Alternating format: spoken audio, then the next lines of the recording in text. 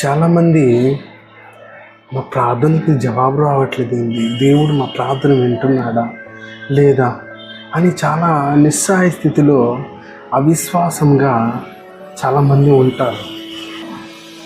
ప్రార్థనకి జవాబు ఎందుకు రావట్లేదు నేను చెప్తాను. సపోజ్ ఇప్పుడు మనకు ఒక కష్టం వచ్చింది,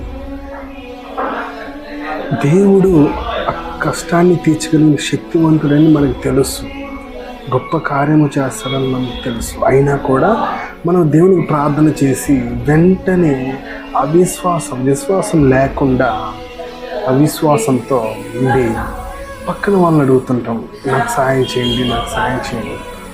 అంటే ఇప్పుడు మీరు వేరే వాళ్ళ దగ్గరికి వెళ్ళి సాయం అడుగుతున్నారంటే దేవుడు మీకు సాయం చేయలేడనే కదా అర్థం. అప్పుడు మన ప్రార్థనకి జవాబు ఎట్టొస్తుంది? ఒక్కసారి ఆలోచించండి. మనము దేవుని మీద ఆధారపడినప్పుడు ఏ వ్యక్తి మీద మనము ఆధారపడకూడదు.